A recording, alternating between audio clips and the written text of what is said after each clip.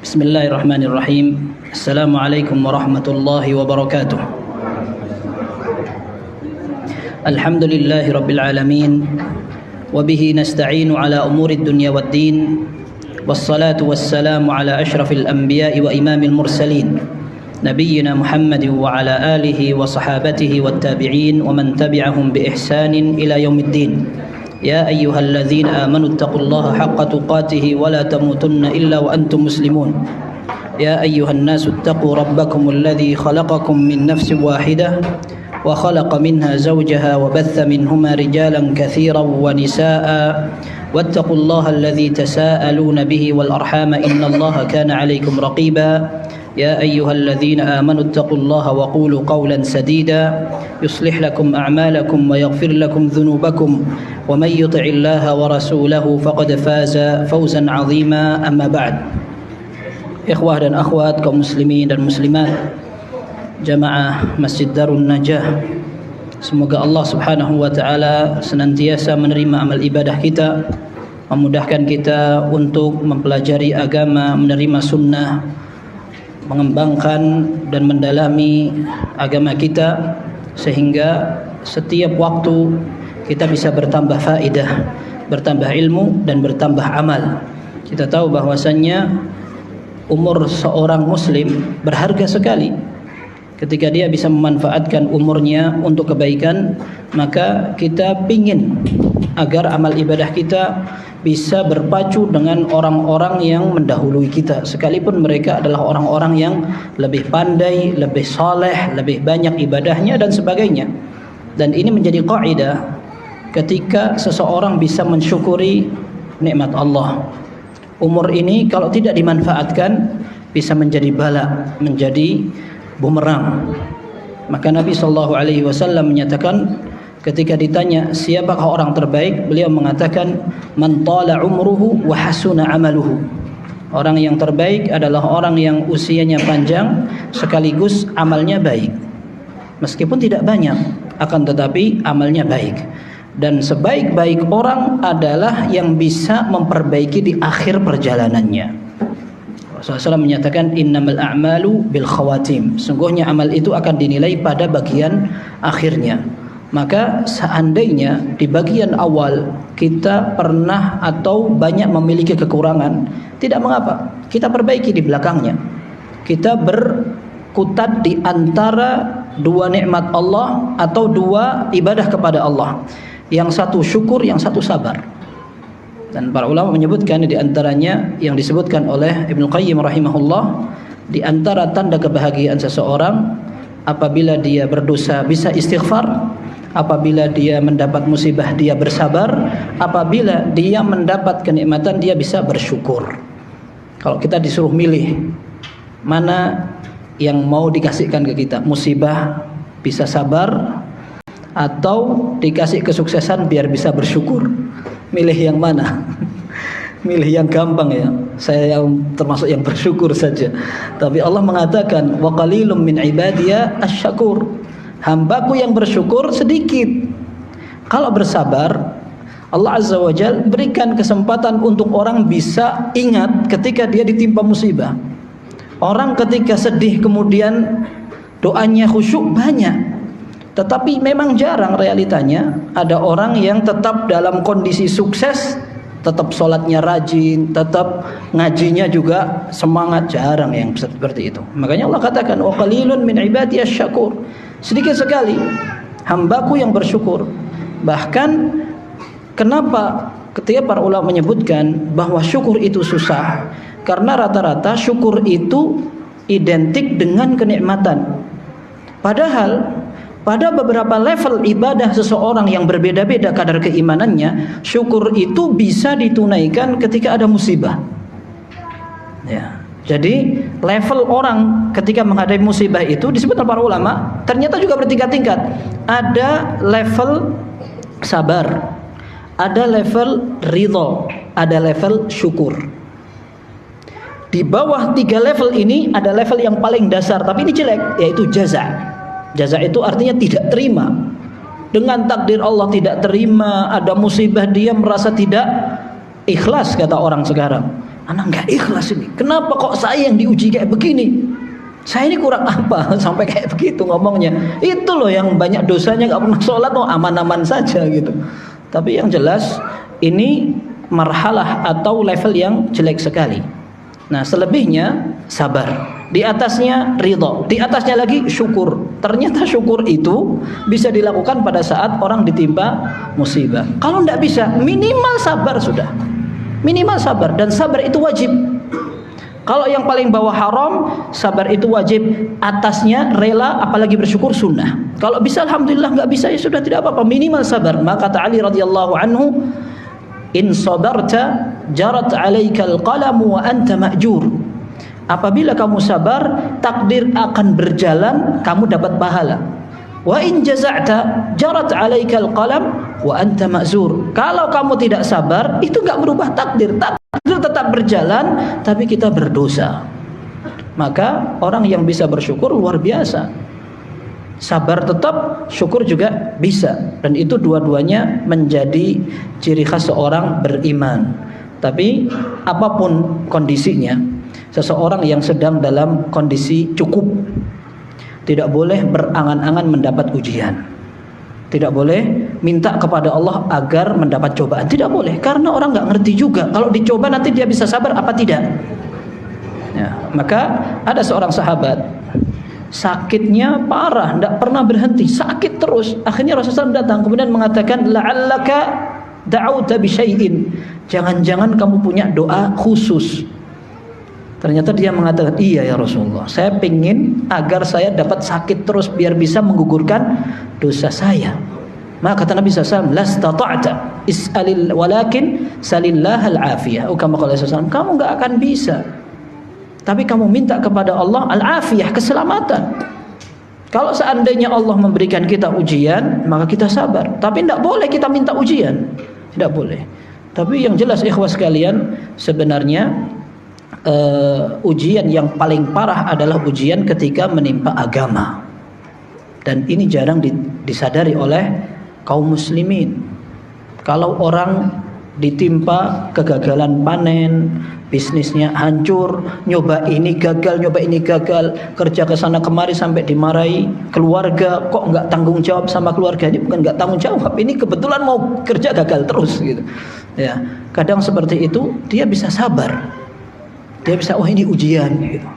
Tapi coba, ada orang yang dia tidak sholat, dia tidak melaksanakan perintah Allah, pakaiannya, hubungannya, komunikasinya, bahkan bertransaksi atau berinteraksi dengan hal-hal yang haram. Tidak di hartanya, nggak di keluarganya, atau di semuanya, di semua lini pekerjaannya. Tapi orang seperti ini kan banyak pelanggarannya. Kadang sampai ada anggapan, wah saya semakin banyak belajar agama, kok jadi salah semua ya. Mending gak usah belajar, gitu. Ya. Ibnu Mubarak rahimahullah, beliau menyebutkan ketika ada seorang ulama memberikan, ketika ditanya pertanyaan, maka beliau mengatakan, saya itu memberikan jawaban kepada antum, berarti antum akan tambah musibah. Kok bisa? Iya, maksudnya ketika seorang tambah ilmu, tuntutan untuk mengamalkan ilmu itu lebih besar. Tapi bukan berarti tidak punya ilmu, tidak ada tuntutan. Nah, dia tambah tuntutan juga. Kenapa nggak tanya? Salah juga. Berarti maju kena, mundur kena. Yang benar gimana? Mempertahankan diri bagaimana supaya dia imbang. Jadi berilmu dan beramal. Nah, maka ketika ada orang yang belajar agama kemudian dia, kok jadi semua yang saya lakukan salah. Ini yang salah itu belajarnya apa dia? Karena memang realitanya banyak orang beraktivitas dulu baru belajar. Hakikatnya tidak seperti itu. Hakikatnya itu bukan yang salah yang banyak, yang dilarang itu sedikit. Karena hukum asalnya Allah jadikan mubah. Allah jadikan dunia ini dilengkapi dengan fasilitas-fasilitas halal. Yang sedikit itu yang haram. Tapi kok orang milih yang haram padahal yang mubah banyak. Giliran diingatkan, sebenarnya dia alhamdulillah, saya alhamdulillah ingat. Mumpung di dunia sudah ingat alhamdulillah. Dan masih ada kesempatan untuk berbenah, dan itu merupakan penghormatan dari Allah dan bukti kasih sayang kepada seseorang. Sisa umur ada kesempatan untuk tahu. Alhamdulillah. Alhamdulillah. Dan memang Allah Azza wa Jalla tuntut kita sesuai dengan kemampuan. Maka kalau ada orang yang pernah memiliki banyak kekurangan di masa lalu, kemudian di bagian akhir dia sempat untuk bertaubat, maka ini tanda kebaikan dari Allah Subhanahu wa taala. Idza aradallahu bi'abdin khairan assalah, dalam sebuah hadis yang hasan atau sahih, Rasulullah mengatakan apabila Allah menghendaki kebaikan kepada seseorang, maka dia akan diberi asal. Ya, asal itu artinya seperti madu. Dalam riwayat lain dikatakan ista'malah, Allah akan gunakan dia. Bagaimana caranya? An yuwaffiqahu li'amalin salihin inda akhiri hayatihi fayaqbidullahu 'alaiha atau kama qala sallallahu. Bagaimana caranya? Allah akan arahkan dia untuk melakukan amal soleh di akhir hayatnya, kemudian dia meninggal dalam kondisi beramal soleh itu. Ini namanya husnul khatimah. Dan seorang tidak tahu bagaimana masa depannya. Maka kita berusaha untuk minta kepada Allah terus, belajar, berusaha. Walladzina jahadu fina lanahdiyannahum subulana. Orang yang bersungguh-sungguh di jalan kami, kita akan tunjukkan jalan kami. Walladzina ihtadaw zadahum huda wa atahum taqwahum. Orang yang meniti jalan hidayah, kita akan kasih hidayah dan kita tambahkan ketakwaan mereka. Baik ikhwas sekalian, melanjutkan pembahasan tentang asy-syama'il al-Muhammadiyah, ciri maupun sunnah dan tata cara Nabi sallallahu alaihi wasallam. Pembahasan kita kali ini tentang cara berpakaian Rasulullah sallallahu alaihi wasallam. Yang kita bahas adalah bajunya. Yang kita bahas adalah bajunya. Sehingga sebenarnya para ulama mengatakan bahwa kitabul libas atau pembahasan tentang pakaian ini bisa mencakup semua sarana yang dipakai di badan, termasuk cincin, termasuk sandal, imamah, kemudian termasuk senjata yang dipakai, itu pun juga termasuk yang dipakai di badan. Akan tetapi pembahasan kita adalah ma jaa fi libasi Rasulillah sallallahu alaihi wasallam, pembahasan yang menyebutkan hadis-hadis baju Nabi sallallahu alaihi wasallam. Dan di sini akan disebutkan bahwa Rasul sallallahu alaihi wasallam mengenakan baju yang berubah-ubah. Terkadang menggunakan hullah. Hullah itu pakaian yang terdiri dari dua potong, sarung dan selendang atau bagian atas. Kadang Nabi SAW menggunakan jubbah. Jubbah artinya pakaian yang dipakai di atas pakaian. Jadi orang pakai pakaian terus pakai pakaian tambah lagi. Ada yang menggunakan izar saja. Ya, izar berarti beliau menggunakan sarung saja. Terkadang beliau menggunakan pakaian yang ada warna hijaunya, ada warna merahnya, ada warna hitamnya. Bahkan beliau lebih suka menggunakan pakaian putih. Beliau juga perintahkan kalau bisa kafan itu putih. Ilbasu min thiyabikumul bayad wa kaffinu fiha mautakum. Kata Nabi SAW, pakailah pakaian yang warna putih, kemudian kafanilah mayat dan jenazah kalian menggunakan warna putih. Ini yang disukai oleh Nabi SAW. Kemudian ada potongan-potongan baju yang sempit atau yang lebar, yang ada lengannya, yang ada tempat kepalanya, itu semua disebutkan. Menunjukkan secara garis besar bahwa pakaian ini hukum asalnya bebas. Hukum asalnya mubah. Selama tidak melanggar syariat. Mau model pakaian apapun silahkan, selama tidak melanggar syariat. Apa yang melanggar syariat? Yang dilarang. Contohnya adalah menyerupai orang kafir. Man tashabbaha biqaumin fahuwa minhum. Barang siapa yang menyerupai orang kafir, maka dia termasuk bagian mereka. Berarti ini bukan info saja. Yang sama dengan mereka berarti bagian dari mereka. Oh, tambah bangga. Oh, anak berarti sama dengan yang itu yang sekarang ada piala apa itu. Tambah bangga sekali di mana-mana. Bahkan sholat pakai baju bola.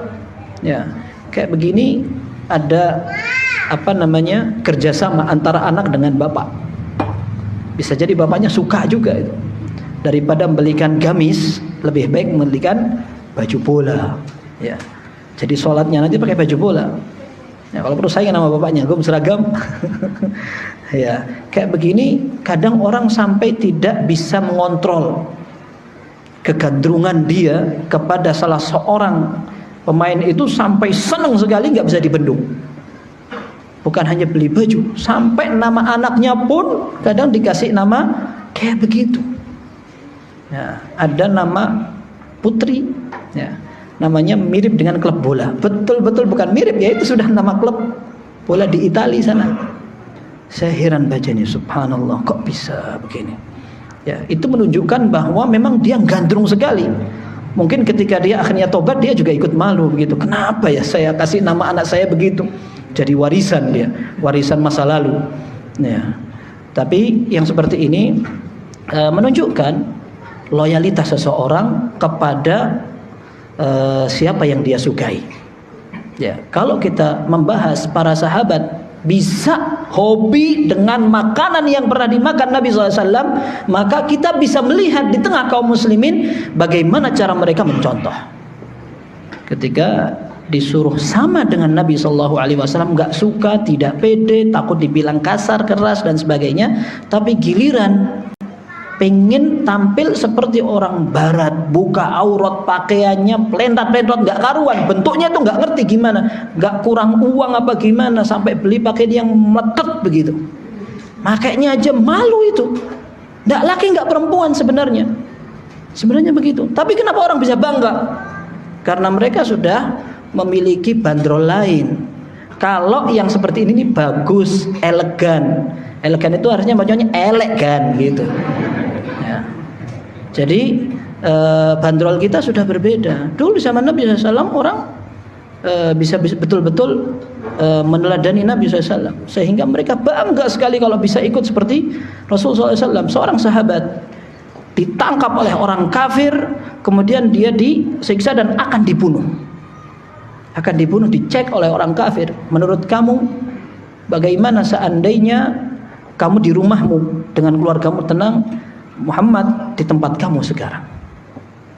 Maksudnya ini sekarang sedang menghadapi kematian, diejek oleh orang kafir. Siapa tahu dia mau murtad atau dia berubah atau bagaimana. Apa jawaban sahabat? Ana tidak mau dan tidak rela seandainya Rasulullah SAW bukan di sini, di tempat keluarganya, dan dia kena duri. Nggak rela ana. Kalau saya cuma di sini nggak apa-apa, yang penting Rasulullah SAW aman. Ya, kayak gini adalah cuplikan bagaimana para sahabat betul-betul menjunjung tinggi ajaran Nabi SAW. Tidak mungkin yang kayak gitu itu hanya omong kosong. Pengen menunjukkan saya cinta Nabi, nggak kayak begitu. Butuh perjuangan dan mengenal agama yang kuat sehingga mereka bisa praktekkan itu. Kalau kita disuruh untuk berpakaian seperti ala Nabi SAW saja berat, lalu kita mengatakan kita seperti para sahabat mencintai Nabi SAW. Nah, ini namanya omong kosong. Maka yang paling pantas sekarang nabung yang banyak, beli kaca yang besar. Ya. Jadi ini justru semakin menunjukkan orang itu tidak ngerti bagaimana derajat para sahabat Nabi SAW. Lalu mereka mengatakan para sahabat mereka cinta, kita juga bisa cinta. Perjuangannya bagaimana berbeda sekali. Maka kita kalau pengen sama seperti mereka, tidak ada cara lain selain meneladani mereka. Kalau kita meneladani, ada sebuah kaidah yang diusung juga. Kalau kita niru, berarti kita menghormati orang yang ditiru, dan kita bakal ada di belakang mereka, ya kan? Kalau kita nggak mau menjadi orang di belakang mereka, kita jangan niru mereka. Tapi kalau kita meniru orang-orang yang sukses, maka kita berharap mendapat kesuksesan juga. Karena tidak semua kesuksesan orang kita bisa saingi. Kita kita ikuti saja belum tentu bisa, apalagi kita ingin menyaingi. Demikian para sahabat Nabi SAW. Mereka susah dan tidak bakal bisa kita saingin pada saat mereka menjadi orang-orang yang hatinya bersih, siap untuk membela Nabi SAW. Kita disuruh untuk belajar sunnahnya saja nggak ngerti, nggak mau, nggak tertarik. Bagaimana kita akan tampil sama dengan mereka? Taib ikhwas sekalian, ada 17 hadis yang disebutkan dalam bab ini. Sebagian hadis ini ada kelemahan, Tapi seperti yang kita sampaikan berulang, bahwa yang seperti ini mungkin para ulama menganggap ringan dalam urusan sanad karena kaitannya dengan sirah an-nabawiyah. Apabila ada keteladanan dan kita bisa tiru, alhamdulillah. Kalau seandainya tidak, maka tidak mengapa. Para ulama menyebutkan hukum asalnya pakaian itu dibolehkan, dimubahkan selama tidak ada larangannya. Itu tadi contohnya saja, tasyabbuh dengan orang kafir. Termasuk yang tidak dibolehkan adalah tasyabbuh dengan lawan jenis. Karena Rasulullah SAW melaknat al-mutarajjilati minan nisa wal mutakhannithina minar rijal. Laki-laki yang menyerupai perempuan dan perempuan menyerupai laki-laki. Tidak usah bahas lagi itu yang kelainan gen atau orang pengen di tengah, nggak laki nggak perempuan. Urusan mereka sudah, itu biarkan itu. Ya, mereka menjadi orang yang tidak normal. Tapi setidaknya ada larangan yang bisa dipelajari kemudian diperingatkan dan kita arahkan keluarga untuk tidak seperti itu. Rasulullah SAW melaknat orang laki-laki yang menyerupai perempuan maupun perempuan menyerupai laki-laki. Para ulama mengatakan kalau seandainya ketidaksengajaan itu muncul karena dia tinggal di komunitas yang kebanyakan perempuan. Ini para peneliti atau orang-orang parenting kadang mereka menyebutkan itu ketika ada saudara kandung 7 orang, laki 1, sisanya perempuan semua. Yang laki ini biasanya punya feminim, sifatnya agak femin gimana gitu, ngomongnya gemulai. Ini alamat dibully, ya kan? Taib. Kalau perempuan 1, yang lain laki, maka yang perempuan ini akan punya sifat ya kayak begitulah. Kalau beli sandal gunung, ya. Kalau mau beli tas gitu, tasnya juga tas yang gagah gitu, menunjukkan kekuatan. Ini pada perempuan gitu. Tapi yang seperti ini selama tidak ada unsur kesengajaan maka masih dimaklumi. Pun demikian perlu diarahkan, ini kamu ini perempuan, nggak boleh kayak begini gitu. Akan tetapi kalau seandainya ada orang yang sengaja, maka mereka yang terlaknat. Laki sengaja pengen tampil kayak perempuan, perempuan sengaja tampil kayak laki-laki, kekar, pakai pakaian buka aurat, nggak apa-apa, laki sama, subhanallah. Ini masalahnya beda, mau disama-samakan gimana terbeda. Ya, ini yang dilarang dalam syariat. Termasuk diantaranya adalah untuk laki-laki tidak boleh menggunakan pakaian sutra. Ya, Rasulullah menyatakan la talbasul harir fa innahu man labisahu fid dunya lam yalbasu fil akhirah. Jangan kalian pakai sutra di dunia, karena siapa yang pakai pakaian sutra di dunia di akhirat nggak akan pakai. Ya, sehingga ini termasuk dosa besar ketika seorang menggunakan pakaian yang diancam tidak masuk surga. Nah, ini nggak boleh juga. Ya, oh mahal ini harganya. Antum ngapain beli baju yang mahal-mahal? Beli yang murah saja tapi halal. Sudah mahal, haram lagi. Tidak enak sekali kan? Tidak enak sekali. Kemudian termasuk diantaranya adalah isbal. Isbal itu artinya pakaiannya kepanjangan untuk laki-laki.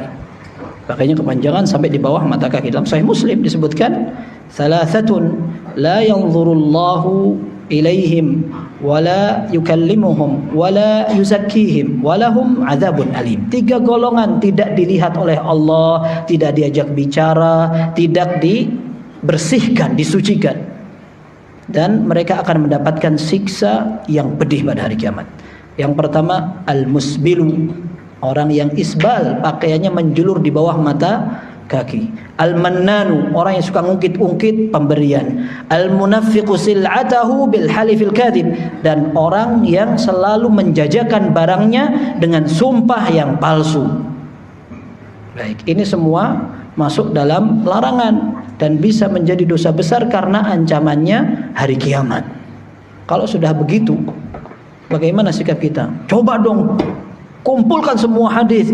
Gayanya mahasiswa sekarang, kita ingin meneliti dengan penelitian komprehensif kayak mereka itu, kumpul-kumpulkan, pokoknya gaya-gaya bahasa kayak gitu sudah. Itu gaya-gaya orang yang pengen viral barangkali ya. Nah, jadi bikin kayak gitu, tujuannya apa? Biar kita ngerti, ternyata isbal itu tidak haram gitu misalkan. Tujuannya begitu. Nah, para sahabat tidak seperti itu. Ternyata pemahaman mereka tidak membedakan antara sombong dan tidak sombong. Umar bin Khattab ketika akan meninggal, beliau melihat ada orang isbal, anak muda, masuk dalam kondisi beliau sakit ini, si Umar bin Khattab radhiyallahu anhu sakaratul maut, anak muda juga masuk untuk memberi pujian, mengingatkan dan menghibur. Ya, dikatakan absyir amirul mukminin nabi busyrallah, wahai amirul mukminin, kabar gembira untuk antum dengan kabar gembira dari Allah.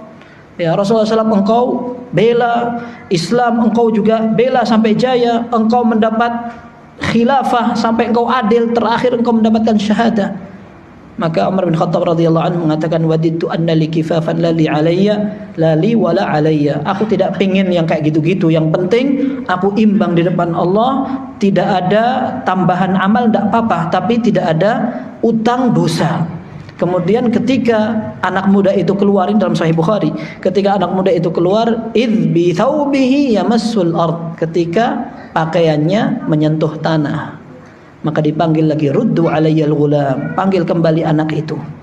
Setelah datang dikatakan, ya ibna akhi, wahai anak saudaraku. Dalam kondisi kayak begitu, Umar bin Khattab masih ingin memberikan nasihat, dan dengan kata-kata yang lembut, ya ibna akhi, wahai anak saudaraku, wahai ponakanku, ya, irfa' thawbak fa innahu atqa li rabbika wa anqa li thawbik.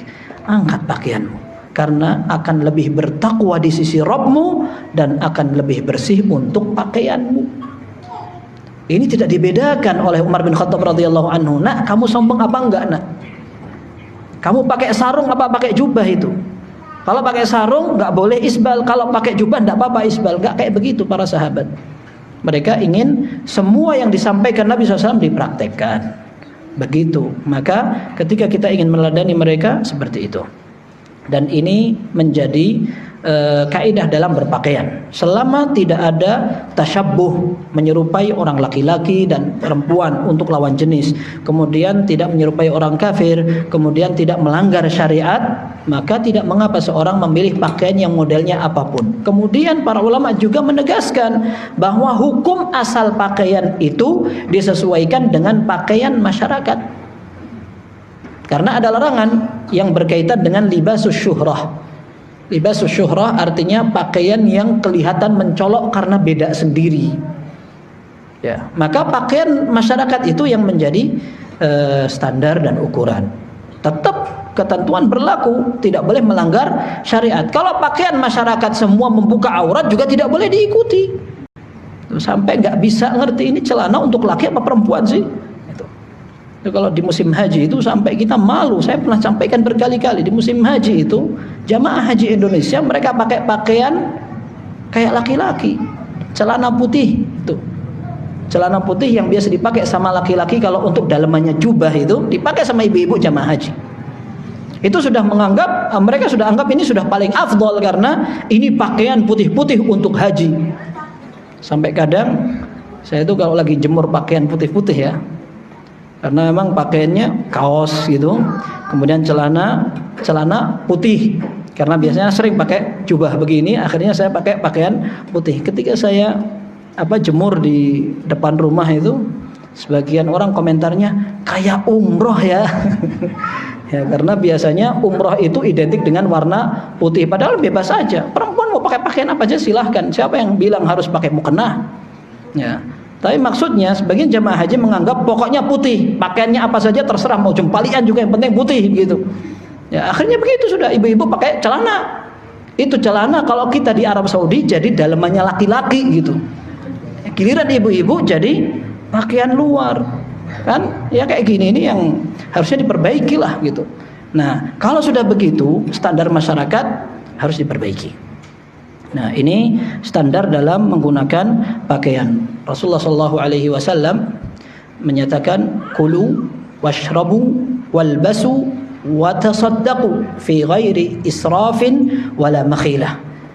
Makanlah, minumlah, berpakaianlah, bersedekahlah sesuai kemampuan dan kemauan kalian, selama tidak ada dua hal. Yang pertama berlebih-lebihan, yang kedua sombong.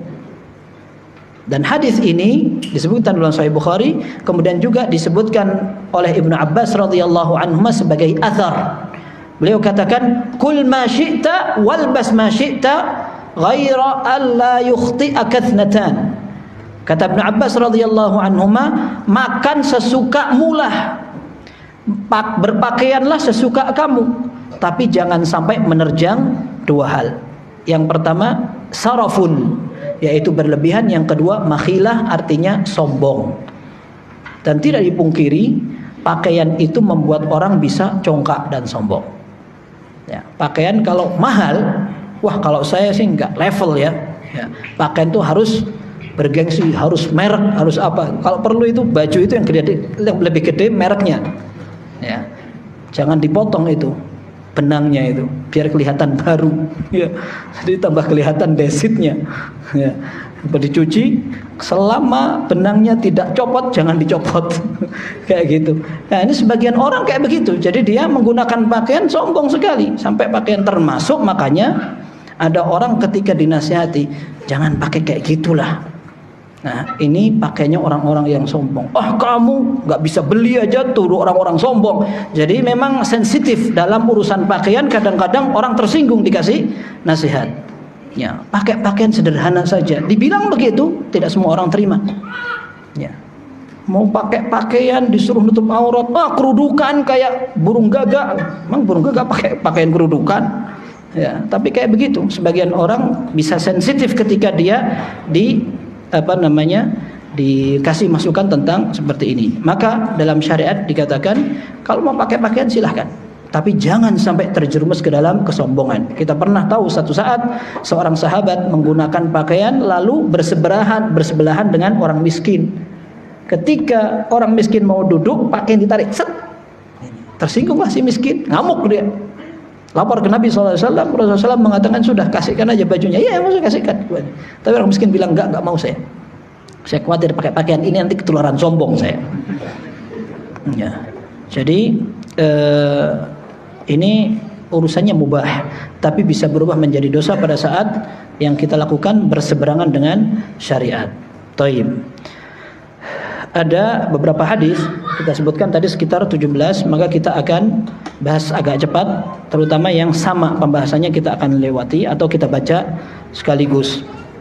Qala rahimahullahu taala, haddatsana Muhammad bin Humaid ar-Razi qala haddatsana al-Fadl bin Musa wa Abu Tumailata wa Zaid bin Hubab an Abdul Mu'min bin Khalid an Abdullah bin Buraidah an Ummi Salamah annaha qalat, dari Ummu Salamah radhiyallahu anha, beliau salah seorang istri Nabi SAW, beliau mengatakan, kana ahabbus thiyabi ila Rasulillah sallallahu alaihi wasallam al-qamis.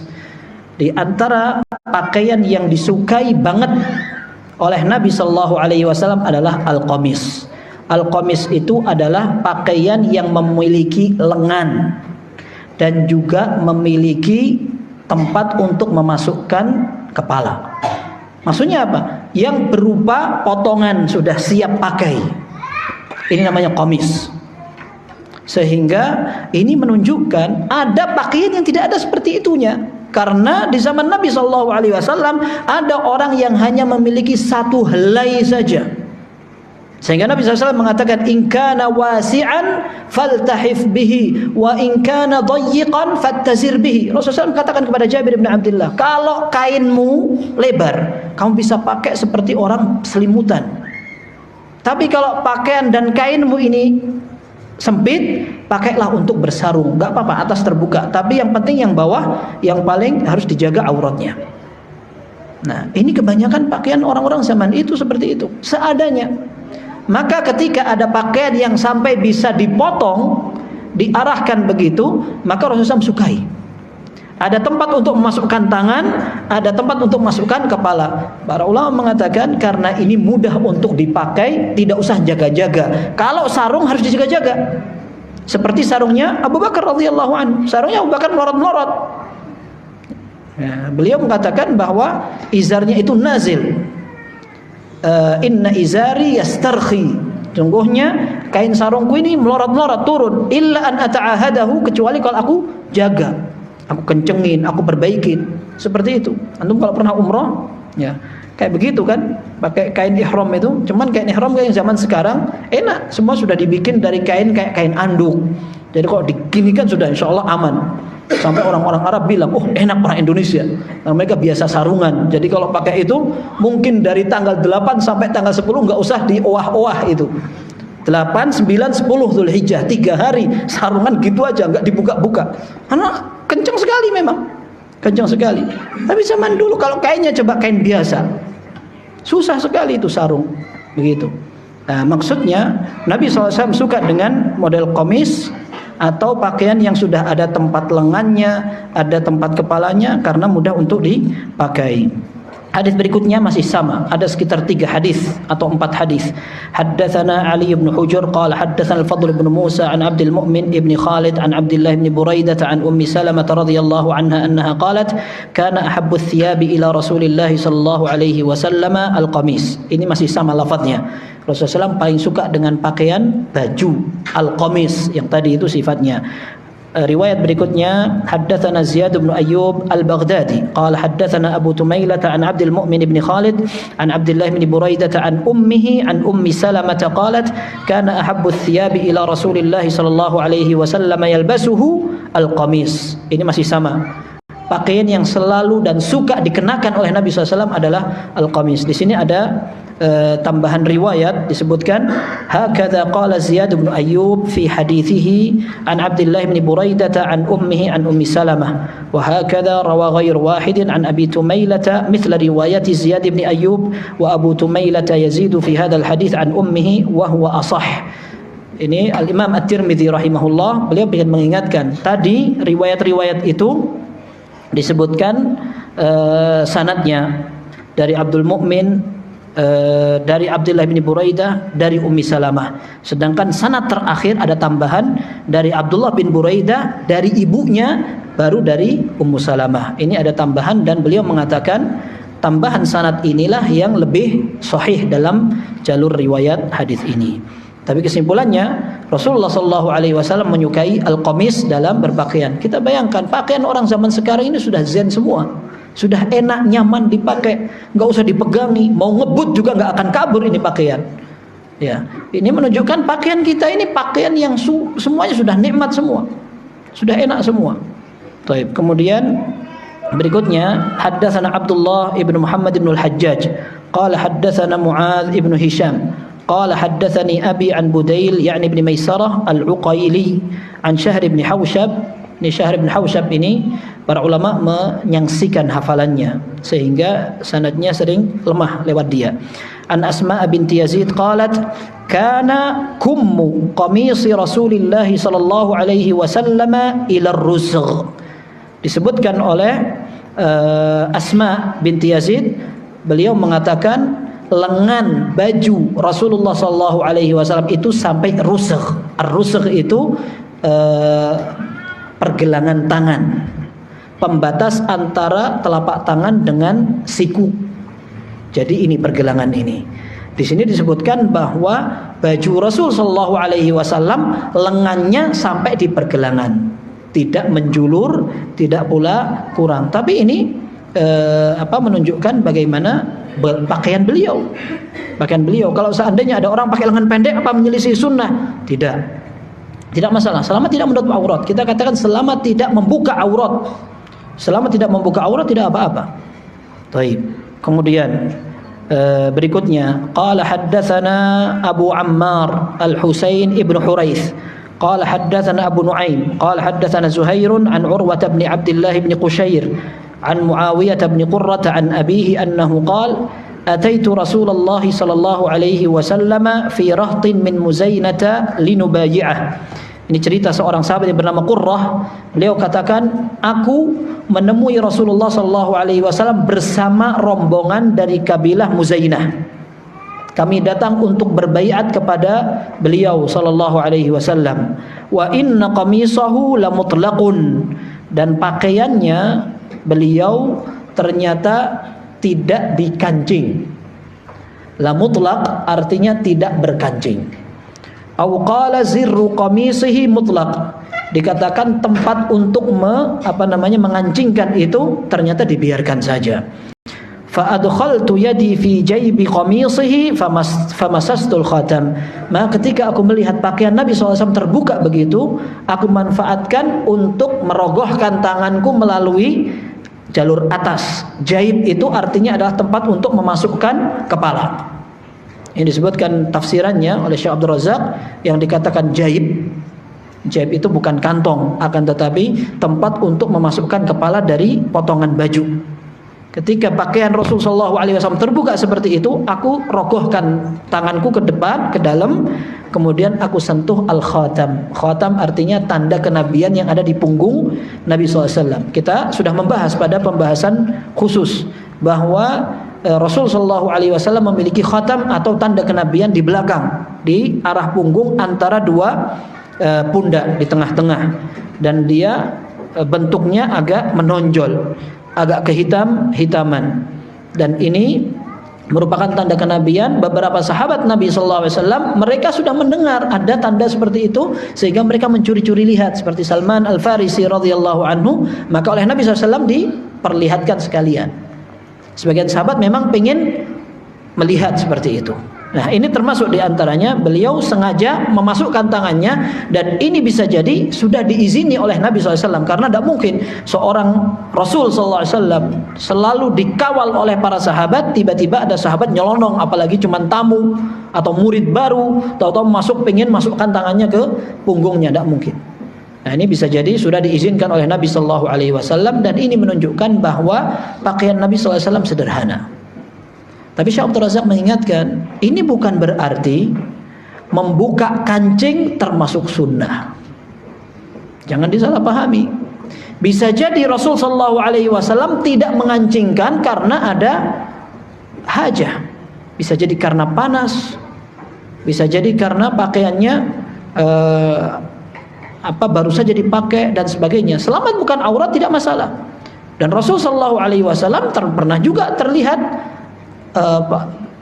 badannya, seperti ketika umrah, ketika beliau berihram, bahkan termasuk ketika beliau sedang di rumahnya sekalipun, terkadang betis Nabi Shallallahu Alaihi Wasallam terlihat, bahkan juga termasuk lututnya terlihat. Dalam Sahih Bukhari disebutkan ketika Nabi Shallallahu Alaihi Wasallam sedang duduk, kemudian sambil agak rebahan, tersingkap sebagian sarungnya sampai di lututnya terlihat. Abu Bakar radhiyallahu anhu masuk, dibiarkan oleh Nabi SAW tetap dalam kondisi rebahan. Kemudian Umar bin Khattab radhiyallahu anhu masuk, demikian pula Rasulullah SAW masih rebahan dan masih tersingkap sarungnya. Begitu Utsman radhiyallahu anhu masuk, Rasulullah SAW tiba-tiba bergegas untuk memperbaiki duduknya dan pakaiannya. Oleh Aisyah radhiyallahu anha ditanya, antum ini kenapa kok tidak memperdulikan Abu Bakar dan Umar? Giliran Utsman mau masuk, antum perbaiki duduknya, pakaian juga diperbaiki. Kata Nabi SAW, ala astahi min rajulin tastahi minhul malaikah. Bagaimana aku tidak malu kepada seorang yang malaikat saja malu kepada dia? Karena sifat Utsman adalah seorang pemalu, sampai malaikat bisa malu kepada Utsman radhiyallahu anhu. Ini menunjukkan bahwa Nabi SAW terkadang pakaiannya pun biasa, terbuka begitu, tapi bukan auratnya yang terbuka, tapi sebagian anggota badannya terbuka. Maka ketika pakaian Nabi SAW tidak dikancingkan, ini tidak menunjukkan bahwa tidak dikancingkan adalah sunnah. Tidak menunjukkan itu. Karena bisa jadi tidak mengancingkannya karena ada keperluan. Nah, sebagian orang pengen ngetren saja. Kalau baju ada lengannya dilinting, kalau ada pakaian ini dibuka, ya, dibuka biar kelihatan gagah gitu. Kurang kerjaan, ya. Maka kata Syekh Abdul Razak, kalau seandainya tidak mengancingkan baju itu sunnah, ngapain dikasih kancing? Tidak usah kasih kancing, sudah sekalian langsung terbuka begitu. Nah, ini mirip sama orang yang beli celana mahal-mahal habis disobek-sobek di dengkulnya itu. Gak ngerti kenapa itu, apa yang tren kayak gitu. Coba yang lihat aja prihatin. Bukan yang pakai, yang lihat prihatin. Ini jangan-jangan celana sudah berpuluh-puluh tahun ini dipakai sampai disobek-sobek begitu. Ya, apa mode kayak gitu, kehabisan model sampai celana yang tebel itu disobek. Ini celana saya alhamdulillah tipis-tipis juga nggak sobek. Ya, wallahu a'lam. Jadi ini bukan gaya berpakaian yang ngetren, tapi Rasulullah SAW mungkin seperti itu karena ada kebutuhan. Taib. Kemudian hadis berikutnya, qala haddatsana Abd bin Humaid qala haddatsana Muhammad ibn al-Fadl qala haddatsana Hammad ibn Salamah an Habib ibn Syahid an al-Hasan an Anas bin Malik radhiyallahu anhu anna an-nabiy sallallahu alaihi wasallam kharaja wa huwa yattaki'u ala Usamah bin Zaid alaihi thawbun qitriyyun qad tawashshaha bihi fa shalla bihim. Dari Anas bin Malik radhiyallahu anhu, satu saat Rasulullah sallallahu alaihi wasallam keluar dari rumahnya, beliau meletakkan tangannya kepada Usamah bin Zaid. Artinya berpangku kepada Usamah bin Zaid.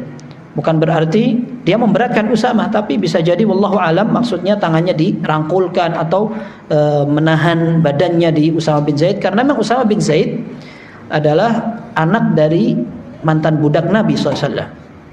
Ayahnya Usamah adalah Zaid bin Harithah. Dulunya adalah budak dari Khadijah radhiyallahu anha, kemudian dihadiahkan kepada Nabi SAW. Oleh Nabi SAW dibebaskan, kemudian diaku anak. Sampai ada istilah dulu tabanni, mengangkat anak.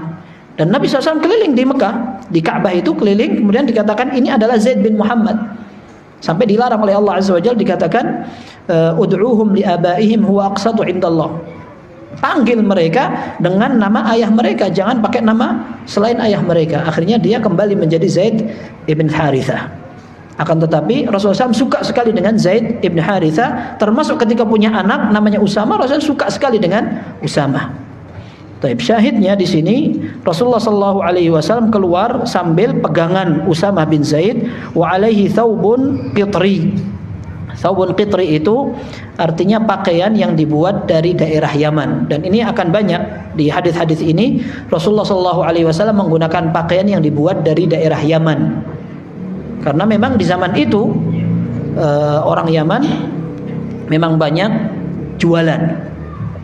Sebagaimana perdagangan di zaman itu imma ke negeri Yaman atau kalau enggak ke daerah Syam.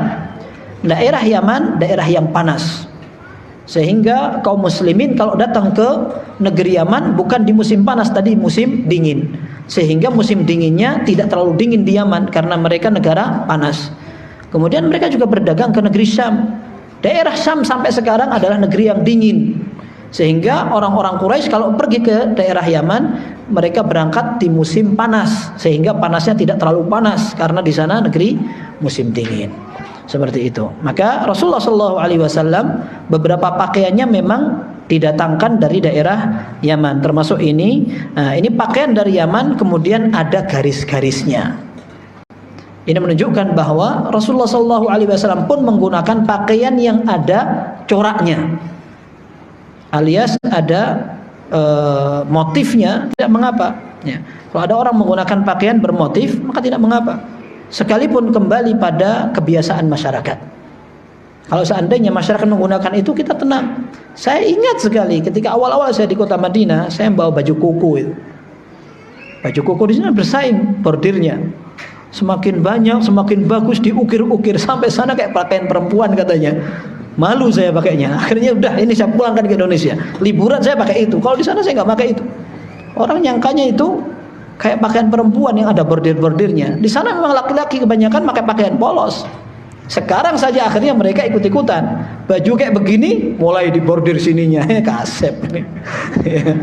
Ya, tapi maksudnya itu tergantung kepada kebiasaan. Kalau memang kebiasaan masyarakat tidak menggunakan pakaian seperti itu, antum nyeleneh sendiri, maka antum menjadi tontonan, dan itu juga tidak sesuai dengan syariat karena menggunakan pakaian syuhrah, pakaian yang terlihat berbeda sendiri. Tapi nyata Rasulullah SAW menggunakan pakaian qitri. Pakaian qitri itu artinya pakaian dari Yaman, laha khututun muqallamah, ada garis-garisnya.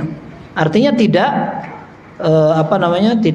tidak mesti jernih tanpa ada gambaran sama sekali. Kadang-kadang Nabi SAW menggunakan itu. Bahkan disebutkan di sini qad tawashshaha bihi, dipakaikan di atas pundaknya. dipakaikan di atas pundaknya. Berarti sebagian pakaian memang hanya dipakai untuk sarung saja atau hanya diselampirkan saja. Kalau tawassyaha bihi sampai menggunakan pakaian itu di atas pundaknya ketutup semua. Wallahu a'lam bissawab. Nah, fa shalla bihim, lalu Rasulullah SAW menjadi imam mereka. Baik, kemudian hadis berikutnya, wa qala Abd bin Humaid qala Muhammad bin al-Fadl sa'alani Yahya bin Ma'in an hadzal hadits awwal ma jalasa ilayya faqultu haddatsana Hammad bin Salamah faqala law kana min kitabik faqumtu li ukhrija kitabi faqabada ala thawbi thumma qala amlihi alayya fa inni akhafu an la alqaka qala fa amlaytuhu alayhi thumma akhrajtu kitabi faqara'tu alayhi. Di riwayat ini disebutkan bahwa Muhammad ibn al-Fadl yang meriwayatkan hadis tadi ini didatangi oleh muridnya yang bernama Yahya ibn Ma'in. Yahya ibn Ma'in mencatat hadis-hadis yang diriwayatkan oleh gurunya namanya Muhammad ibn al-Fadl itu.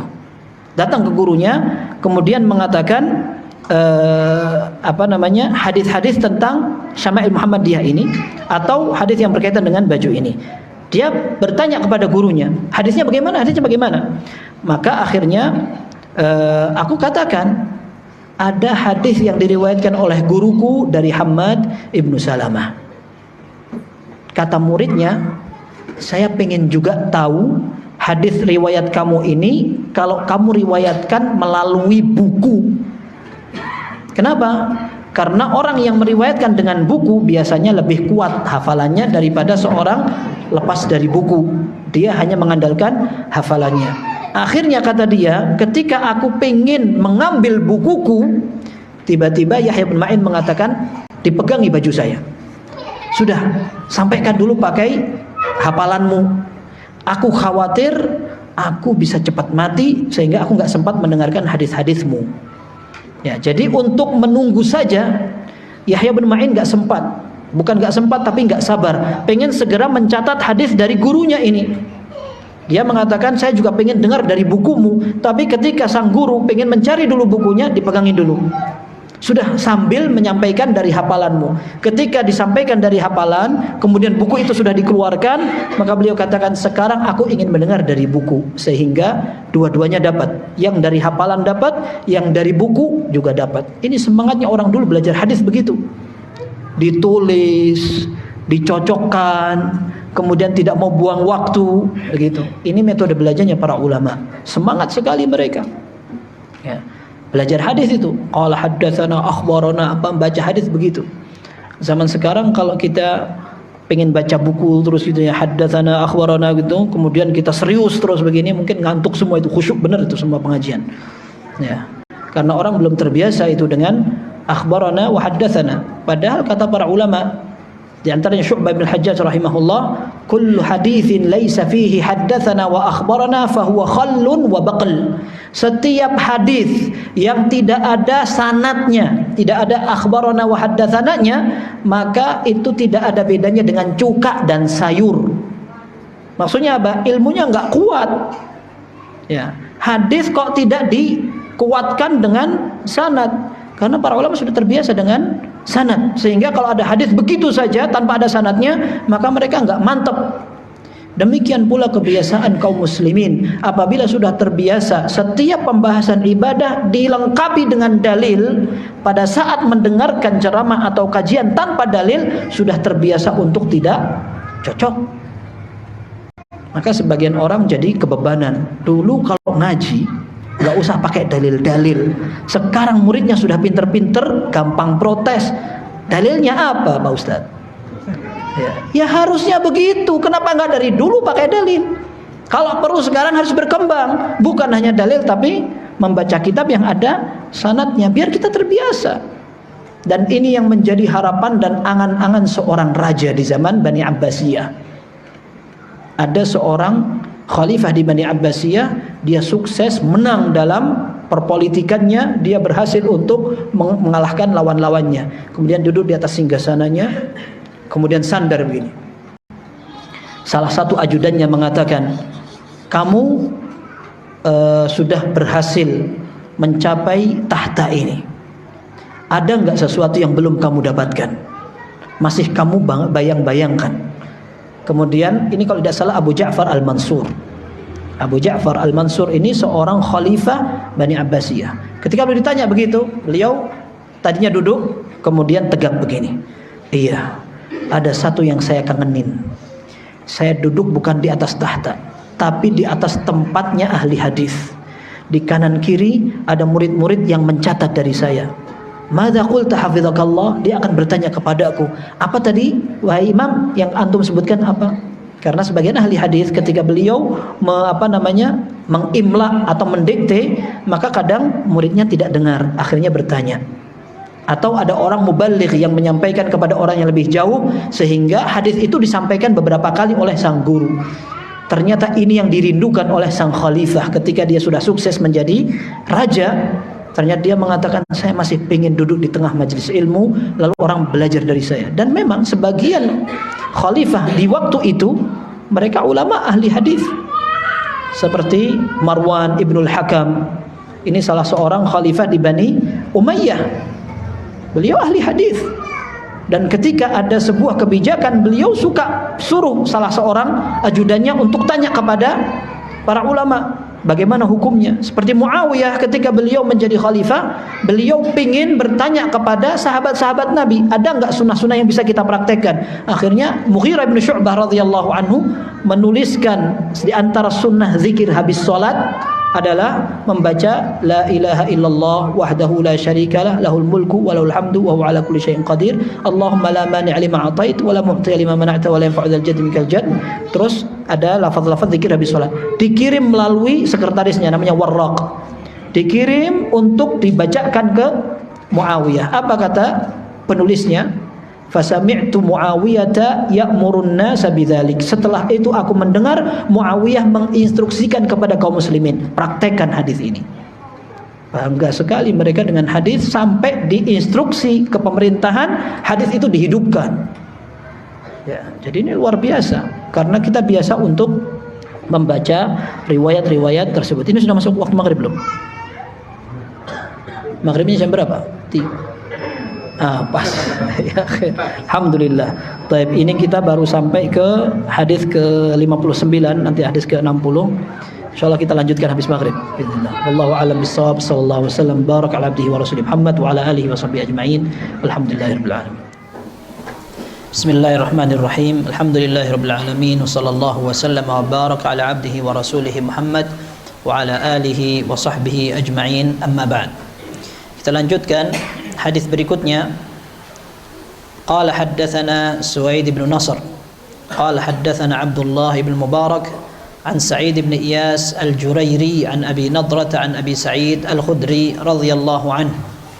Dari Abu Sa'id al-Khudri radhiyallahu anhu, beliau menceritakan, kana Rasulullah sallallahu alaihi wasallam idza istajadda thawban sammahu bismihi imamatan aw qamisan aw ridaan thumma yaqul Allahumma lakal hamdu kama kasawtani as'aluka khairahu wa khaira ma suni'a lah wa a'udzu bika min syarrihi wa syarri ma suni'a lah. Disebutkan oleh Abu Sa'id, Rasulullah sallallahu alaihi wasallam apabila beliau mengenakan pakaian yang baru, maka beliau akan menyebutkan model pakaian itu dalam doanya. Beliau berdoa, kemudian beliau menyebutkan pakaian itu dalam doanya. Beliau katakan kalau seandainya memang pakaiannya berupa imamah atau sorban, maka disebutkan sorban. Artinya dalam doanya beliau minta agar kebaikan pada sorban itu diberikan oleh Allah. Kalau seandainya pakaiannya berupa selendang, maka Rasulullah SAW akan katakan, ya Allah, aku minta kebaikan selendang ini. Sehingga pakaian itu diminta kebaikannya oleh Nabi SAW dengan tegas pada detail pakaian yang dipakai. Untuk, kata Syekh Abdul Razak, untuk menyadari bahwa ini merupakan kenikmatan Allah yang diberikan. Kebanyakan orang tidak menyadari bahwa pakaian yang dia kenakan itu merupakan nikmat dari Allah, sehingga ketika memiliki pakaian baru, biasanya yang akan diobrolkan adalah mereknya, ukurannya, kemudian bahkan kepandaian dia dalam memilih. Kepandaian dia, coba lihat, sinkronkan warnanya, orang bilang matching, ya kan? Kalau pakainya begini warnanya, bawahnya begini, loh itu memang dari sananya ya satu paket? Enggak, ini ana yang milih. Kayak begitu. Kalau enggak, dia akan bilang ini penjahitnya begini, mantap sekali. Sehingga Rasul sallallahu alaihi wasallam membaca doa ini, kata Syekh Abdul Razak, di antara faedahnya untuk menunjukkan betapa pakaian dengan berbagai model dan bentuk ini memiliki nilai nikmat dari Allah. Rasulullah SAW mengatakan, Allahumma lakal hamdu anta kasautani. Ya Allah, segala pujian bagimu saja. Bagimu saja segala pujian. Engkaulah yang memberikan aku pakaian ini. Nah, maka di sini akan disebutkan oleh Nabi sallallahu alaihi wasallam, sammahu bismihi. Rasulullah SAW akan menyebut dalam doanya model pakaian itu. Maka beliau katakan, Allahumma lakal hamdu kama kasautani hadhil imamah. Maksudnya begitu. Beliau akan mengatakan, ya Allah, engkau memiliki segala macam bentuk pujian karena engkaulah yang memberikan aku imamah ini. Engkau yang memberikan aku pakaian ini. Termasuk sajadah, sarung, pakaian yang lain, ini semua ingin disadari bahwa ini adalah pemberian Allah Subhanahu wa taala. Kadang orang kufur nikmat, dan kebanyakan orang kufur nikmat, ya. Sekalipun kufur nikmat itu tidak sampai mengeluarkan orang dari agama, akan tetapi kufur nikmat itu yang sering terjadi di tengah kaum muslimin. Nah, maka di sini Rasulullah SAW berdoa dengan doa demikian, as'aluka khairahu wa khaira ma suni'alah. Ya Allah, aku minta kebaikan dari pakaian ini dan kebaikan yang menjadi penyebab dibuatnya pakaian ini. Wa a'udzubika min syarrihi wa syarri ma su'nahu, dan aku juga minta perlindungan kepadamu dari keburukan yang ditimbulkan oleh pakaian ini. Berarti, kata Syekh Abdul Razak, pakaian itu berarti ada keburukannya. Tidak semua pakaian baik. Di antara tanda keburukan pakaian adalah ketika pakaian itu membuat orang sombong, sampai akhirnya kebawa perangai seseorang bisa terpengaruh oleh pakaian yang dipakainya. Sama-sama berjalannya, diketahui gaya jalannya begini, tapi kadang orang jadi berubah gaya jalannya ketika dia menggunakan pakaian ini dan pakaian itu, beda jalannya. Apalagi sepatu, ya. Sepatu orang memang dibuat agar dia jalannya kesulitan. Maka ada namanya pakaian sepatu hak tinggi. Ya, itu namanya sepatu double decker. Jadi dia sepatu tingkat, biar menunjukkan agar orang-orangnya kelihatan tinggi. Tapi jalannya ngeri, bisa jatuh. Coba lihat, banyak orang jatuh itu gara-gara sepatunya. Kalau dia pakai klompen saja, mungkin lebih kokoh dia. Ya. Tapi kayak begitu. Kadang orang ketika pakaiannya mahal, sepatunya mahal, ada mereknya, sombong dia jalannya. Kata dia sih lebih pede, padahal bukan lebih pede tapi lebih sombong, bisa nyombongkan. Kalau pakai klompen yang disombongkan apanya? Kelebihannya kalau klompen itu bisa untuk bandem, itu kalau lagi ngamuk. Tapi kalau sepatu mau dibandemkan, nggak jadi, mahal ini, kalau hilang gimana? Nah, tapi kesombongan itu ada karena pakaian. Maka kata Syekh Abdul Razak, di antara doa yang dipanjatkan oleh Nabi sallallahu alaihi wasallam, minta kebaikan dari pakaian dan berlindung dari keburukan pakaian itu. Termasuk di antaranya, waliyadzubillah, ketika orang pakai pakaian bagus, dilihat orang hasad. Orang bisa hasad. Maka ini juga perlu diminta perlindungannya kepada Allah. Bisa jadi ada orang hasad kemudian punya penyakit ain, lihat dia nggak nyadar, jatuh dia. Dan Nabi SAW mengatakan, wal ainu haqqun walau kana syai'un sabiqal qadar la sabaqathul ain.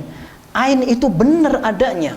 Kalau seandainya ada sesuatu yang bisa mendahului takdir, maka ain itu yang bisa mendahului takdir. Tidak ada yang bisa mendahului takdir, nggak ada. Akan tetapi Rasulullah SAW ingin menegaskan bahwa ain itu ada dan bisa berbahaya. Tahu kan antum ain itu? Ain itu tatapan mata. Tapi tidak mesti tatapan mata orang hasad, tidak mesti. Akan tetapi yang lebih spesifik, tatapan mata kagum. Tatapan mata kagum, tapi dia tidak bertabrik, minta doa keberkahan kepada Allah. Maka Rasulullah SAW mengatakan, fa idza ra'a ahadukum ma yu'jibuhu falyubarrik. Apabila salah seorang di antara kalian melihat sesuatu yang dia kagumi, hendaklah dia minta kepada Allah keberkahan. Lihat anak ganteng, lihat pakaian bagus, rumah mewah, bilang Allahumma barik, semoga Allah bisikan keberkahan kepada yang aku lihat ini. Kalau enggak bahaya. Ya, bisa jadi yang kita lihat itu tiba-tiba sakit, seperti yang kejadian di zaman sahabat Nabi SAW. Maka ketika kita sendiri yang memiliki ada pakaian baru, maka kita yang berdoa kepada Allah Subhanahu wa taala. Hadis ini sahih. Riwayat setelahnya hanya menyebutkan sanad saja dari Abu Sa'id dengan jalur yang lain. Haddatsana Hisham bin Yunus Al-Kufi qala haddatsana Al-Qasim bin Malik Al-Muzani anil Jurairi an Abi Nadrah an Abi Sa'id Al-Khudri radhiyallahu an Nabi sallallahu alaihi wasallam nahwahu. Ini jalur yang lain. Tapi intinya sama dengan yang tadi, yaitu doa atau anjuran dan disunnahkannya seseorang berdoa ketika menggunakan pakaian. Taib. Kemudian hadis berikutnya, qala haddatsana Muhammad bin Bashar qala haddatsana Muadz bin Hisham qala haddatsani abi an Qatadah an Anas bin Malik radhiyallahu anhu annahu qala kana ahabbu ath-thiyab ila Rasulillah sallallahu alaihi wasallam yalbasuhu al-hibarah. Kata Anas bin Malik radhiyallahu anhu, pakaian yang disukai oleh Nabi sallallahu alaihi wasallam yang sering dipakai adalah al-hibarah. Al-hibarah ini pakaian yang terbuat dari kapas. Nah, disebutkan di antara terjemahannya tuttakhadhu minal qutn awil kattan. Dia adalah pakaian dari kapas atau bahan yang bagus. Kemudian dalam model pakaiannya juga memang dihias sehingga terlihat lebih menarik. Maka di sini disebutkan bahwa Rasulullah SAW juga sama. Beliau terkadang menggunakan pakaian yang memang agak terlihat indah, menawan. Disebutkan hibarah adalah pakaian yang muzayyanah, dihias, pakaiannya ada indah-indahnya. Akan tapi jelas tidak menyerupai wanita. Kalau seandainya menyerupai wanita maka tidak dibolehkan. Baik, kemudian hadis berikutnya, haddatsana Mahmud ibn Ghailan qala haddatsana Abdur Razzaq qala haddatsana Sufyan an Aun ibn Abi Juhaifah an abihi annahu qala ra'aitu an-nabiyya sallallahu alaihi wasallam wa alaihi hullatun hamra. Kata Abu Juhaifah radhiyallahu anhu, aku pernah melihat Rasulullah sallallahu alaihi wasallam, beliau menggunakan hullatun hamra. Hullah adalah pakaian, juga sama dipakai setelah di dalamnya ada pakaian lainnya. Jadi pakaian sebenarnya ini bukan pakaian biasa, akan tetapi pakaian yang bisa menunjukkan kehormatan, karena sudah pakai pakaian di dalam, kemudian masih pakai pakaian lagi, berarti yang di luar ini bagus. Di zaman itu kita sudah sering sebutkan, orang-orang banyak yang memakai pakaian satu helai, sehingga kalau ada orang menggunakan pakaian sampai 2 rangkap, berarti yang di luar bagus. Kita bayangkan di zaman sekarang begitu. Kaos yang kita pakai itu bisa jadi merupakan hal berharga di zaman Nabi SAW. Kaos dalam itu masih pakai pakaian di luarnya lagi, masih kadang pakai jaket lagi. Sudah gitu ngerasa miskin, padahal pakainya rangkap 3, itu baru atasnya. Itu bawahnya rangkap berapa, atasnya lagi. Sudah pakai topi, pakai selendang, pakai helm lagi. Sudah kayak baja hitam begitu saja, dia masih ngerasa dia miskin, gak pakai pakaian apa-apa begitu. Ya, maka Nabi SAW memang menganjurkan kita untuk melihat ke bawah. Kalau ada orang yang lebih menderita dari kita, kita akan bersyukur, alhamdulillah aku gak kayak gitu ya. Ternyata alhamdulillah kita masih banyak kelebihannya. Itu cara bersyukur, memang itu gampang teorinya, tapi prakteknya memang susah. Kita seringnya melihat ke atas. Ada orang pakai pakaian lebih bagus gitu, ada mereknya, sama-sama di kajian kok ada yang kayak gitu, bikinlah merek sendiri lah, tempel di sini biar kelihatan menawan. Siapa tahu antum menjadi bos penjahit gitu. Yang penting bukan penjahat. Qala ra'aitu Nabi sallallahu alaihi wasallam wa alaihi hullatun hamra. Beliau pernah menggunakan pakaian hullah, itu tadi yang warnanya merah. Ada larangan dalam hadis Nabi sallallahu alaihi wasallam yang sahih, Rasulullah SAW melarang untuk menggunakan pakaian warna merah. Tapi bagaimana cara mengkompromikan larangan itu dengan yang ada dalam hadis ini? Para ulama mengatakan maksud merah ini bukan merah semuanya, akan tapi merah bercampur. Bisa jadi merahnya itu sedikit campur dengan warna hitam, dengan warna yang lain, atau merah ini garisnya saja. Nah, kalau merah betul-betul merah yang murni semuanya merah memang ada larangannya. Pun demikian para ulama mengatakan tidak sampai haram. Tidak sampai haram akan tetapi makruh. Karena larangan apabila bersifat makarimul akhlak, hal-hal yang sifatnya akhlak, maka tidak sampai kepada haram. Maka kalau seandainya kita bisa menggunakan pakaian yang tidak merah 100%, maka itu bagus, tidak mengapa. Karena Rasulullah SAW justru ketika menggunakan pakaian ada warna merahnya, beliau terlihat mempesona sekali. Karena Rasulullah SAW memang ideal. Kita sudah bahas berkali-kali bahwa Nabi SAW posturnya memang indah sekali. Ditambah kalau pakaiannya menawan, maka akan lebih semakin sempurna. Ya. Memang ada tampang orang-orang yang tidak beruntung. Istilahnya bukan begitu, tapi penampilannya mau pakai pakaian yang mahal malah kelihatan murah gara-gara kita yang pakai ya. Jadi ya nggak apa-apa lah, kita pakai pakaian biasa-biasa saja. Baik, ka'anni anzuru ila bariqi saqaihi. Nah, di sini oleh Abu Juhaifah radhiyallahu anhu beliau cerita, aku melihat putihnya betis Nabi sallallahu alaihi wasallam. Ketika Rasulullah SAW menggunakan hullah itu tadi kita sebutkan pakaian yang dipakai di atas pakaian yang lain dan dia agak menjulur ke bawah, maka dilihat di sini oleh Abu Juhaifah, aku melihat putih dan cemerlangnya betis Rasul sallallahu alaihi wasallam. Ini menunjukkan bahwa pakaian beliau tidak menutupi betisnya 100%. Kelihatan akhirnya sebagian betisnya. Bahkan ini sejalan dengan hadis lain, Rasulullah SAW mengatakan izarul mu'mini nisfu saqaih. Sarung seorang mukmin adalah pada batasan setengah betis. Tapi ada riwayat yang lain dikatakan bahwa Rasulullah SAW mengatakan kalau seandainya tidak sampai melebihi batas mata kaki tidak apa-apa. Turun ke bawah tidak mengapa. Dan ini dijelaskan oleh para ulama. Dijelaskan para ulama boleh seorang menggunakan sarung sampai setengah betis, itu bagus. Tapi kalau seandainya turun lagi tidak apa-apa. Selama tidak melebihi mata kaki. Nah, di sini disebutkan aku melihat putih dan berkilaunya betis Rasul sallallahu alaihi wasallam. Qala Sufyan uraha hibarain, dalam riwayat lain dikatakan inilah pakaian hibarah, pakaian yang tadi kita sebutkan. Kemudian hadis berikutnya 6 hadis lagi. Qala haddatsana Ali bin Khashram qala haddatsana Isa ibn Yunus an Israil an Abi Ishaq an al-Bara ibn Azib radhiyallahu anhuma annahu qala ma ra'aitu ahadan minan nas ahsana fi hullatin hamra'a min Rasulillah sallallahu alaihi wasallam. Aku tidak pernah melihat ada orang yang lebih ganteng dari Nabi sallallahu alaihi wasallam pada saat beliau menggunakan hullah yang berwarna merah. Ini yang kita sebutkan tadi. Hadis ini sahih. Bara bin Azib radhiyallahu anhuma pernah melihat Rasulullah SAW menggunakan semacam jubah. Hullah tadi itu pakaian yang di luar dipakai lagi warnanya merah, dan kita sebutkan maksudnya adalah pakaian yang ada campuran warna merahnya, bukan merah 100%. Dan Nabi SAW ketika menggunakan pakaian warna itu kelihatan indah sekali. Itu. In kanat jummatuhu la tadribu qariban min mankibayhi.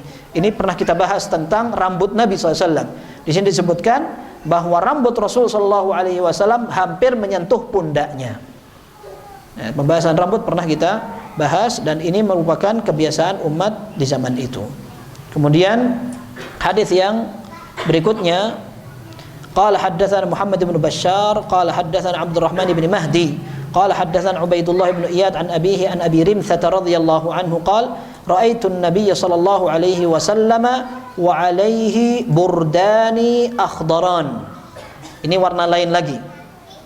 Rasulullah sallallahu alaihi wasallam diceritakan oleh Abu Rimthah. Abu Rimthah seorang sahabat, beliau katakan, aku melihat Rasulullah sallallahu alaihi wasallam mengenakan baju dua.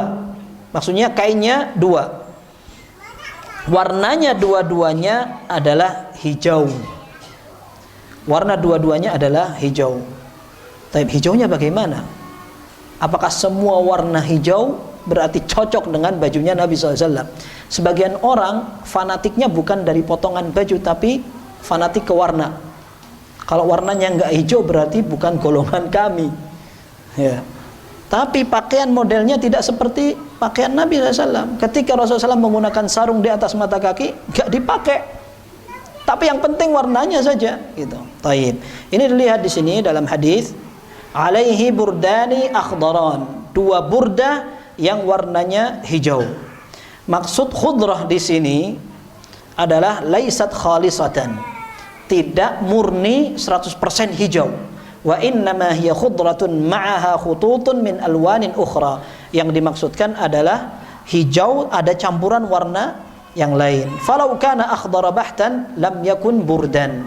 Kalau seandainya warnanya hijau semua 100% murni hijau semua, dia tidak dinamakan burdah. Li'annal buruda innama takunu mukhattatatan. Karena burdah itu adalah pakaian yang ada garis-garisnya. Kalau hijau 100% berarti bukan burdah namanya. Nah, dikatakan burdah karena memang ada pakaian yang campuran ada garis-garisnya. Berarti garis itu kelihatan kalau warnanya lain, bukan hijau. Sehingga menunjukkan memang bisa dikatakan warna mayoritasnya hijau. Seperti itu. Ya, ini termasuk pakaian yang memang terkadang dipakai oleh Nabi SAW. Kemudian ada pakaian lain lagi. Tadi kita sebutkan Rasulullah SAW menggunakan pakaian warna merah, terkadang menggunakan pakaian warna hijau, terkadang menggunakan pakaian putih, dan itu yang paling disukai oleh Nabi SAW. Nanti kita akan bahas. Nah, dan juga pernah Nabi SAW menggunakan pakaian yang ada kuning-kuningnya. Nah, ini akan memperlihatkan bahwa bukan satu warna saja. Qala haddatsana Abd bin Humaid qala haddatsana Affan bin Muslim qala haddatsana Abdullah bin Hassan al-Anbari an jaddatayhi Duhaybah wa Ulaybah an Qailah binti Makhramah qalat ra'aitu an-nabiy sallallahu alaihi wasallam wa alaihi asmalu mulayyataini kanata bi za'faran wa qad nafadathu. Kata salah seorang sahabiyah namanya Qailah binti Makhramah, beliau mengatakan aku melihat Nabi sallallahu alaihi wasallam menggunakan pakaian yang sudah usang. Pakaian Nabi sallallahu alaihi wasallam sudah usang, kemudian dia dicampuri warnanya dengan warna za'faron. Za'faron itu kalau tidak salah artinya kesturi. Ya, yang biasa dibawa sama jamaah umroh warnanya agak oranye itu. Bisa dipakai campuran makanan, bisa dipakai campuran warna juga. Baunya wangi. Dan dia aslinya adalah tumbuh-tumbuhan. Memang tumbuh-tumbuhan itu kadang dipakai untuk campuran makanan, tapi bisa juga dipakai untuk mewarnai pakaian, sehingga pakaian itu terlihat menarik. Nabi Shallallahu Alaihi Wasallam menggunakan pakaian yang disebutkan di sini asmal. Asmal itu pakaian yang sudah usang, sudah kelihatan lama. Di situ ada bekas za'faronnya. Qad nafadathu, karena saking usangnya sampai bekas kecampur dengan za'faron tadi itu sudah hilang. Dan memang ada riwayat yang melarang seorang laki-laki menggunakan pakaian yang diwarnai dengan za'faron. Namanya thawb al-muza'far. Baju yang dicampur dengan warna kuning. Warna kuning dari buah atau tumbuhan namanya za'faron. Karena warnanya mirip dengan perhiasannya perempuan, sehingga laki-laki nggak pantas menggunakan pakaian itu. Tapi yang dipakai oleh Nabi SAW ini bekasnya, karena pakaian itu sudah usang sekali, maka Rasulullah SAW menggunakan, dan bekas za'faron sudah hampir hilang. Ini juga menunjukkan kesederhanaan yang ada pada Nabi SAW. Selain beliau menggunakan pakaian bekas ada warna za'faronnya, tapi sudah bekas sehingga hampir hilang semuanya. Nah, tapi beliau menggunakan pakaian yang sudah usang. Padahal beliau pejabat itu. Beliau adalah pimpinan kaum muslimin, teladan untuk semua umat bahkan, dan ditakuti oleh kawan dan lawan. Sekalipun demikian ternyata pakaian beliau sederhana. Ya, di zaman sekarang orang mau tampil, subhanallah, susahnya luar biasa. Kalau perlu dikasih baju, ya, tolong nanti bajunya dipakai ya. Jadi kalau mau tampil depan kamera itu pakaiannya harus bagus. Kalau perlu dipoles dulu, apalagi kalau ada majelis-majelis khusus, majelis atau kursi khusus. Ya, nah, biasanya pakaiannya tidak sembarangan. Nah, Nabi SAW beliau adalah tipe orang yang sederhana, sehingga pakaian beliau pun demikian. Terkadang beliau menggunakan pakaian yang sudah lama. Hadis yang ke-67. Kita sampai hadis ke-70 insyaallah. Ini hadis yang ke-67.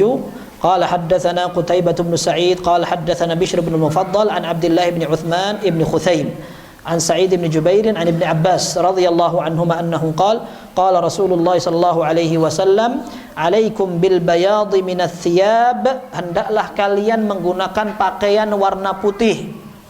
Liyalbisha ahyaukum, hendaklah orang yang hidup menggunakannya sebagai pakaian harian. Wa kaffinu fiha mautakum, dan hendaklah kalian gunakan pakaian warna putih dengan untuk mengkafani jenazah kalian.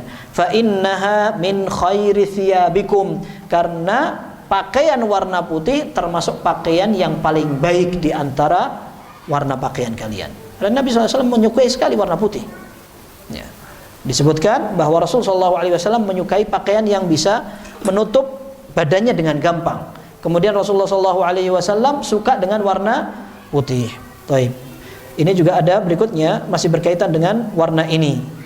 Kenapa kok warna putih disukai? Sebenarnya jawabannya gampang, karena putih, bersih. Nah, maka di sini disebutkan قال حدثنا محمد بن بشار قال حدثنا عبد الرحمن بن مهدي قال حدثنا سفيان عن حبيب بن أبي ثابت عن ميمون بن أبي شبيب عن سمرة بن جندب رضي الله عنه أنه قال رسول الله صلى الله عليه وسلم Rasulullah SAW bersabda ilbasul bayada fa innaha atharu wa atyab, pakailah pakaian yang putih karena warna putih itu lebih suci dan lebih bagus. Wa kaffinu fiha mautakum, dan jadikan pakaian putih itu sebagai kafan jenazah kalian. Nah, ini menunjukkan memang Nabi SAW lebih menyukai warna putih sebenarnya, tapi kadang beliau menggunakan warna yang lain. Baik, dua hadis lagi. Qala haddatsana Ahmad ibn Mani' qala haddatsana Yahya ibn Zakaria ibn Abi Zaidah qala haddatsana Abi an Mus'ab ibn Syaibah an Safiyyah binti Syaibah an Aisyah radhiyallahu anha. Aisyah radhiyallahu anha menceritakan kharaja Rasulullah sallallahu alaihi wasallam dzata ghadatin wa alaihi mirtun min sya'rin aswad. Ini hadisnya sahih diriwayatkan oleh Imam Muslim. Rasulullah SAW mengatakan Rasulullah SAW pernah satu saat keluar menggunakan pakaian mirtun, itu artinya adalah pakaian yang dibuat juga dari daerah Yaman. Nah, mirtun ini juga pakaian dari Yaman, kemudian dia lebar. Pakaiannya lebar, bisa dipakai untuk sarungan. Bisa dipakai untuk sarungan. Rasulullah SAW pernah keluar satu saat, beliau menggunakan pakaian yang lebar seperti itu, min sya'rin aswad, dari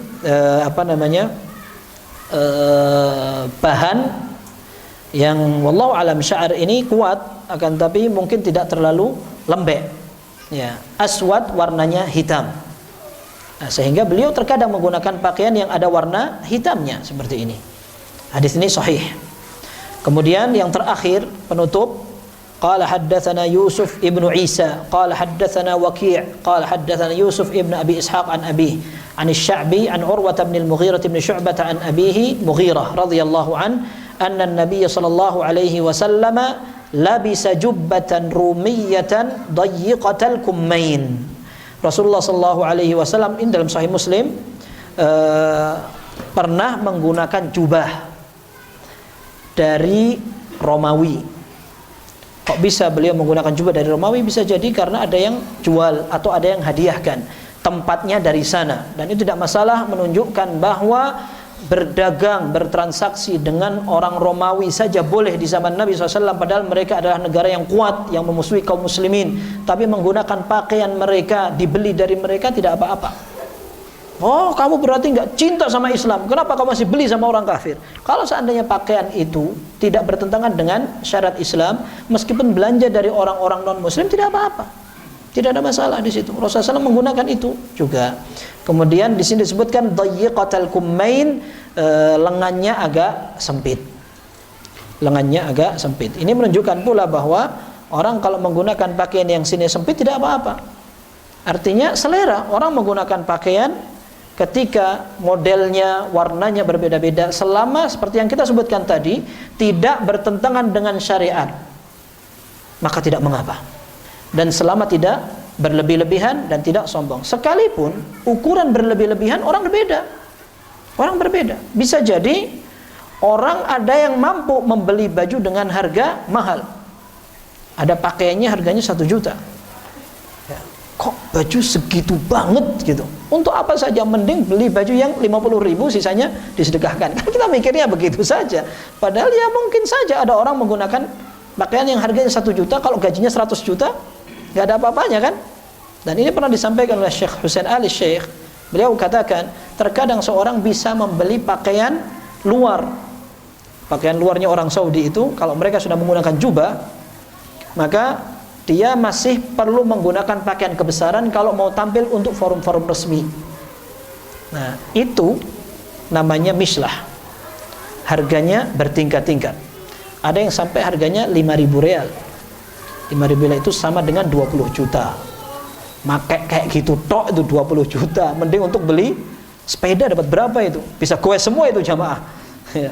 Maksudnya orang berbeda-beda tingkatan untuk standar berlebihan atau tidak. Bisa jadi dia punya kebutuhan, bertemu dengan beberapa orang yang perlu dihormati, maka dia menggunakan pakaian lebih bagus, tidak ada masalah.